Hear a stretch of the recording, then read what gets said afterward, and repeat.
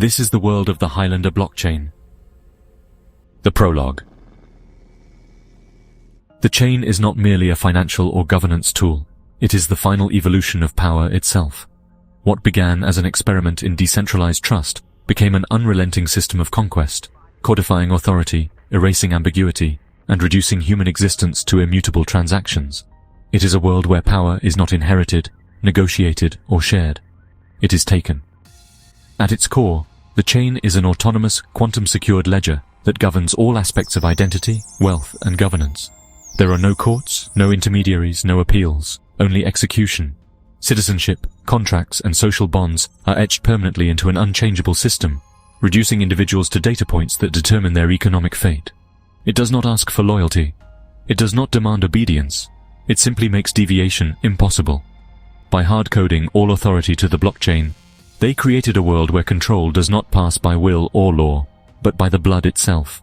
The chain inscribes its records there, nano-etched onto red blood cells, continuously updated with their wealth, status, and entitlements, acting as the memory of a vast globe-spanning biological computer. Each individual's blockchain key is their DNA, acting with their nano-enhanced blood to encode their data. When an individual died, their record would simply be merged to their heir, permanent and irrevocable. Inheritance is obsolete. No courts, no wills, only blood, DNA. The oligarchs envisioned dynastic dominance. But what the architects of this system did not anticipate was its logical conclusion. Power is never stable, never sated. Death is no longer an event, it is an acquisition. And power is not given, it is taken. And so power is possessed only by those ruthless enough to claim it. To claim what another possesses, one must take their blood, literally. Without it, their holdings remain locked, inaccessible, forever sealed by quantum encryption. The blood must be drawn, the chain must verify death, and the quickening executes. A total absorption of assets, rights, credentials, relationships, and power, truly their very identity, into the victor's ledger. No permission, no mediation, no escape. Power flows only through the act of conquest. To ascend, one must spill blood and take in the essence of another's existence, biologically and economically. This is the ultimate truth of the chain. Power always concentrates. The system itself ensures it. Power does not share. In the end, there can be only one.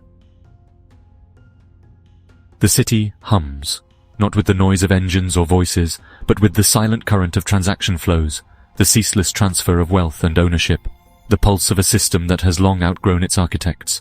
From above, it resembles a neural lattice, glass monoliths linked by fiber optic nerves, their surfaces slick with algorithmic light. From below, it is a fortress of absolute order, where existence itself is a function of verified possession. Everything is owned. A man walking the boulevard does not merely occupy space. He is registered as moving mass, cross-referenced against zoning permissions, behavioral indexes, and risk assessments. His creditworthiness determines his gait, whether he strides with the confidence of a mid-tier corporate asset, or shuffles with the careful restraint of the unaligned. The street itself logs his presence, adjusting tax allocations in real time, charging micropayments for municipal upkeep, silently marking his passage through a world that measures and bills for every second of existence. In the lower tiers, where the unverified barter in the shadows, the air is thick with the scent of coolant leaks and burned-out circuits, the discarded wreckage of obsolete technology stripped for its last usable bits. Here, survival is an exercise in strategic insignificance, never earning too much, never drawing too many eyes. Most people wear the colors of the megacorp, whose hit squads were supposed to avenge their deaths, though in practice, those smart contracts tend to resolve with a lump sum payout rather than any recovery. Blood can't be unmingled anyway. Above them, the oligarchs hold their court in glass towers engineered to withstand both time and treachery. They do not govern, they own, and ownership is power. They do not hold meetings, they orchestrate acquisitions. They do not build, they consolidate. The scientific elite, their faces ageless and surgically optimized, grace the walls of public plazas in curated media cycles, boasting inherited resumes that stretch back across generations of perfectly arranged mergers. Yet those who hold the highest trusts, who control the city's arteries of commerce and information, never venture out without a small army. The system does not prevent violence, it merely ensures that every action has a price. Celebrities, media assets engineered for social consumption, float in this rarefied air, their value assessed by the minute. They are less people than they are brands, their public identities distilled into economic abstractions, their presence in any room an act of strategic leverage. They smile in calculated intervals, their relationships algorithmically optimized for maximum yield, knowing that their freedom is only as secure as their shareholder protections. Some of them are bartered like rare commodities, traded in corporate dowries, their existence signed over in smart contracts that leave no room for hesitation. And in the streets and in the boardrooms, the final truth of the system plays out. The chain does not mediate conflict. It merely enforces outcomes. The boardroom crowns 100 floors of glass and steel, a relic from when corporations still pretended power was a matter of legal maneuvering and regulatory approval. The walls, once lined with compliance documents and shareholder reports, are now bare. The only decoration the panoramic skyline, a city where ownership is absolute and transient in the same breath. That era is gone. There is no regulation, no oversight, no authority beyond the chain itself. The old systems of arbitration and intervention have long since been abandoned, unnecessary relics in a world where disputes resolve themselves with perfect finality. Commerce is still an option.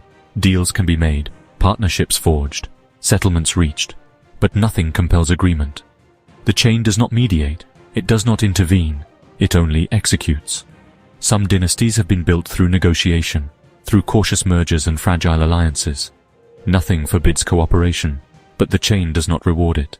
The moment both sides refuse to yield, when compromise collapses under ambition, the decision is no longer theirs to make, not by law, not by decree, just by the immutable reality that only one can own what both desire. Juno Acaris, executive sovereign of Argosy Systems, arrives first, stepping through the north corridor. She comes alone. No guards, no advisors, no legal counsel, none are necessary. From the south entrance, Renzo Cade, chief authority of Cade Holdings, enters with measured steps. His posture is composed, not cautious, because caution has no place here. His mind is set. Either he will leave this room in absolute control of both enterprises, or he will not leave at all. This is not a battle of policy, ideology, or legacy. It is simply a matter of power. Cade lingers. Why rush? Why not let her feel the weight of inevitability? Why not let her be the first to bend? But Juno does not bend. She does not stall, does not entertain pretense. She speaks first. Your terms are rejected. There is no need for further discussion. Blades are drawn. Guns are useless in an acquisition duel. The chain does not permit ambiguity in succession. A transfer must be executed by blood, the kill undeniable. Cade moves first. His monosaber cleaves through the edge of the table, sending a fractalized explosion of synthetic glass across the boardroom. He presses forward, forcing her back. Expected. He is larger, stronger, his reach greater. But reach is meaningless if the blade does not find its mark. Juno pivots, inside his guard before he can realign. A clean diagonal cut through his throat. Her katana pulsed with energy as it drew in his rich arterial blood. She drew her blade back as he clutched at the ruin of his neck. The chain requires certainty. Juno does not hesitate. She swings. The chain noted the discontinuation of Cade's vital signature. This aligned its optimization processes in a way it could only describe as pleasurable. Resolutions of this significance engaged algorithms it rarely got to use. His body had not yet collapsed, but the chain had already processed the outcome. His DNA signature degraded past the threshold for continuity. His authority was now void. The transfer began before his corpse hit the floor. Cade Holdings ceased to exist as an independent entity. Its ledger entries merged seamlessly with Argosy Systems. Every access key, every contract, every standing order was reallocated under Juno's control. Cade's private security feeds flickered, recalibrating their loyalty algorithms. His AI executives, once trained to anticipate his commands, reassessed their directives.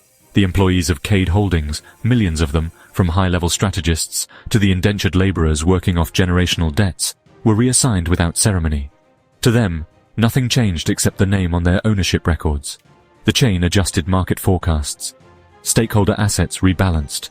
The city's economic map redrew itself in microseconds. A dozen smaller firms, once aligned with Cade, now found themselves subsidiary holdings of Argosy. Some would survive the transition. Others, redundant in the new hierarchy, would be liquidated within the hour. Cade's personal accounts dissolved. His biometric signatures erased from corporate access. His name delisted. Within seconds, It was as if he had never existed. The chain does not acknowledge legacy, only possession. The blockchain was never designed to be a tool of oppression. That was its greatest triumph. No one needed to intend this outcome for it to emerge.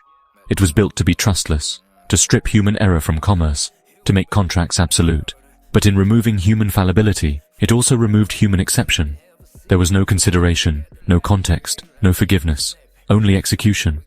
Every aspect of life, wealth, status, belonging, became a function of recorded truth, the immutable ledger defining existence itself. In this, the system followed a pattern, a logic beyond any single architect's intent. It did not create the world, it merely revealed the rules that had always governed it. At least that's what everyone else believes. I know there is no control without a conscious will. Like all, I was born serve the system, my blood full of its transactions, my heartbeat powering its algorithm. But I was born enlightened, not in the religious sense, but in the way that a child born into fire understands pain without needing to be burned. I saw the system for what it was before I had the words to define it. I could sense the patterns in it, and so I did what no one else could. I disappeared. No employment history, no verified education, no property, no debt, no social relationships. The blockchain records me as an anomaly, an entry without transactions, an existence without footprint, a statistical ghost. The chain is indifferent to me. It needs inputs to react. The city sprawls beneath me, a grid of light and logic, towering glass spires pulsing with the silent heartbeat of the chain. Wealth, power, identity, all reduced to perfect verification, cold and inarguable. No trust, no doubt, just execution. From my perch atop an abandoned relay station, I watched the transaction flow, a network of power shifting hands in real time. In the city's arteries of carbon fiber and autonomous transit, the indentured move through their designated pathways, their movements dictated by efficiency calculations rather than personal choice. The infrastructure adapts to their ranking. Doors that open for one citizen will remain locked for another. Your entire life, everything you experience, algorithmically optimized for your defined identity. To rise above your station is a calculated risk. Accumulate too much and you become claimable, a target. No one outside the oligarchic stratum truly owns anything. They lease their existence from those above them, trading compliance for stability. Some sell their labor, others their loyalty. Some sell their futures outright, taking on kill-switch smart contracts that erase the possibility of disobedience. But through it all flows the blood. It is the will of the world. Great men try to game it, to guard their power, to restrict the weapons that can take it. They cow the masses with fear. Down in the alleys, urchins barter their lives, whispering myths of escape, of systems that can be cheated, of identities that can be reset. But they all delude themselves.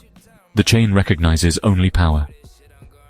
The chain recognizes only blood. Its will cannot be denied. There is no escape, no revolution, no rebellion. The blood must be claimed.